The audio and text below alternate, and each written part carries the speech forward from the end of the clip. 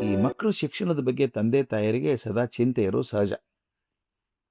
ಅದರಿಂದ ಯಾವುದೇ ಸಮಸ್ಯೆ ಆದಾಗ ತಿಳಿದವ್ರ ಕಡೆಗೆ, ಶಿಕ್ಷಣ ತಜ್ಞರ ಕಡೆಗೆ ಹೋಗಿ ಸಲಹೆ ಕೇಳ್ತಾರೆ. ಕಳೆದ ದಶಕದೊಳಗೆ ಅಮೆರಿಕ ದೇಶದಲ್ಲಿ ಡಾಕ್ಟರ್ ಫ್ರಾನ್ಸಿಸ್ ಪಾರ್ಕರ್ ಅನ್ನುವಂಥವ್ರು ಬರೆದರು. ದೊಡ್ಡ ಹೆಸರದು. ಶಿಕ್ಷಕರಾಗಿ, ತರಬೇತಿದಾರರಾಗಿ, ಆಡಳಿತಾಧಿಕಾರಿಗಳಾಗಿ, ಸಲಹೆಗಾರರಾಗಿ ತುಂಬ ಮರ್ಯಾದೆ ಜಗತ್ತಲ್ಲಿ ಅವರಿಗೆ.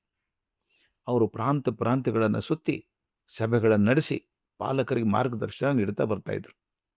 ಒಂದು ರೀತಿ ಪಾಲಕರಿಗೆ ಮಾರ್ಗದರ್ಶನ ನೀಡೋದೇ ಅವರ ಜೀವನದ ಗುರಿಯಾಗಿ ಹೋಗಿತ್ತು. ಒಂದು ಬಾರಿ ಅವ್ರದ್ದೊಂದು ಶಿಬಿರ ದೊಡ್ಡ ಪಟ್ಟಣದಲ್ಲಿ ನಡೀತಾ ಇತ್ತು. ನೂರಾರು ಜನ ಪಾಲಕರು ಬಂದು ಅವ್ರ ವಿಚಾರಧಾರೆಗಳನ್ನು ಕೇಳ್ತಾ ಇದ್ರು. ಮಕ್ಕಳನ್ನು ಬೆಳೆಸೋದು ಹೇಗೆ, ಅವ್ರ ಶಿಕ್ಷಣ ಕೊಡೋದು ಹೇಗೆ, ಇದ್ರ ಬಗ್ಗೆ ಅವ್ರು ಹೇಳಿದಂಥ ಚಿಂತನೆಗಳನ್ನು ಬರ್ಕೋತಾ ಇದ್ರು. ಭಾಷಣ ಮುಗಿದ ಮೇಲೆ ಪ್ರಶ್ನೋತ್ತರಕ್ಕೆ ಅವಕಾಶ ಇತ್ತು. ಮಾತು ಮುಗಿದ ಮೇಲೆ ಪಾರ್ಕರ್ ಮುಗುಳ್ನ ಕೇಳಿದರು, ಯಾರಿಗಾದರೂ ಏನಾದರೂ ಕೇಳೋದಿದ್ರೆ ಕೇಳ್ಬೋದು ಅಂದರು. ಒಬ್ಬ ಮಹಿಳೆ ಎದ್ದು ನಿಂತಳು. ಸರ್, ಕೆಲವರು ಹೇಳ್ತಾರೆ ಮಕ್ಕಳಿಗೆ 3 ವರ್ಷ ಆದಮೇಲೆ ಶಿಕ್ಷಣ ಪ್ರಾರಂಭಿಸಬೇಕು ಅಂತ, ಕೆಲವರು 5 ವರ್ಷ ಅಂತಾರೆ.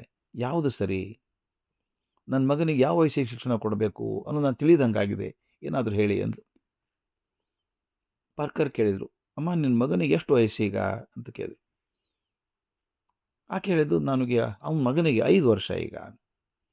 ಅವ್ರು ಓಹೋ ಓಹೋ ಓಹೋ ಹೌದಾ, ಹಾಗಾದ್ರೆ ಶಿಕ್ಷಣ ನೀಡೋದು ಬಹಳ ತಡ ಆಯ್ತಲ್ಲ ಈಗ ಅಂತ ದುಃಖ ಸೂಚಿಸಿದ್ರು. ಆಕೆ ಗಾಬರಿ ಅಂತ ಕೇಳಿದ್ಬೇಡಿ, ಹಾಗಾದ್ರೆ ಒಂದು 3 ವರ್ಷಕ್ಕೆ ಕಳಿಸ್ಬೇಕಾಗಿತ್ತ ಶಾಲೆಗೆ? ಅವ್ರು ಹೇಳಿದರು, ಅಲ್ಲಮ್ಮ, ನೀವು ಅವನು ಶಾಲೆಗೆ ಯಾವ ವಯಸ್ಸಿಗೆ ಹಾಕಿ ಪರವಾಗಿಲ್ಲ, ಆದರೆ ಅವನಿಗೆ ಶಿಕ್ಷಣ ನೀಡೋದು ಈಗಾಗಲೇ 5 ವರ್ಷ ತಡ ಆಯ್ತಲ್ಲ ಅಂದರು ಪಾರ್ಕರ್. ಆಕೆ ಮುಖದಲ್ಲಿ ಗೊಂದಲ. 5 ವರ್ಷ ತಡ ಆಯ್ತಾ ಅಂತ ಆಕೆ ಕೇಳಿದ್ಲು. ಪಾರ್ಕರ್ ಹೇಳಿದರು, ಅಮ್ಮ, ಮಗುವಿಗೆ ಶಿಕ್ಷಣ ಪ್ರಾರಂಭವಾಗಬೇಕಾದದ್ದು ಹುಟ್ಟಿದ ತಕ್ಷಣದಿಂದ. ಶಾಲೆ ಹೋದ್ಮೇಲೆ ಕಲಿಯೋದು ಪರೀಕ್ಷೆ ಪಾಸ್ ಆಗೋ ಪಾಠ. ಆದರೆ ಜೀವನದ ಪಾಠ ಪ್ರಾರಂಭ ಆಗೋದು ಮನೆಯಿಂದಾನೆ.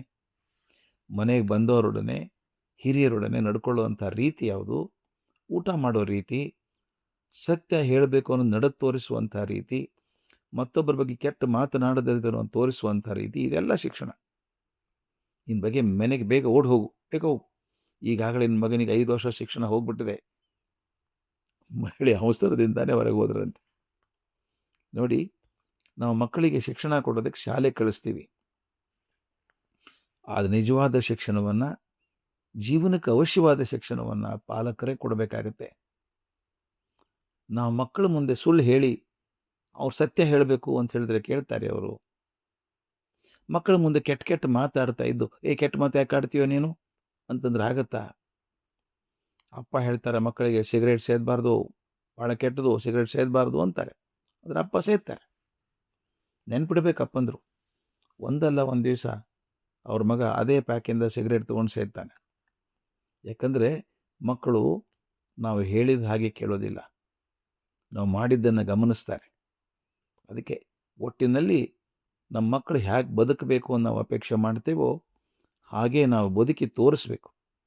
ಅದೇ ಮಕ್ಕಳಿಗೆ ಕೊಡ್ಬೋದಾದಂಥ ಶ್ರೇಷ್ಠ ಶಿಕ್ಷಣ. ಇದು ಸರಿಯಾಗಿ ದೊರೆತರೆ ಅವ್ರ ಮುಂದೆ ಯಾವ ಶಾಲೆಯಲ್ಲಿ ಶಿಕ್ಷಣ ಪಡ್ಕೊಂಡ್ರೂ ಜೀವನದಲ್ಲಿ ಯಶಸ್ವಿ ಆಗ್ತಾರೆ. ಈ ಮನೆಯಲ್ಲಿ ಕೊಡೋದು ಇದೆಯಲ್ಲ, ನಡೆದು ತೋರಿಸುವಂಥ ಮೌಲ್ಯಗಳನ್ನು ತೋರಿಸೋದಿದೆಯಲ್ಲ, ಇದೇ ಅತ್ಯಂತ ಶ್ರೇಷ್ಠವಾದ ಶಿಕ್ಷಣ. ಇದನ್ನೇ ಸಂಸ್ಕಾರ ಅಂತ ಕರಿತೇವೆ.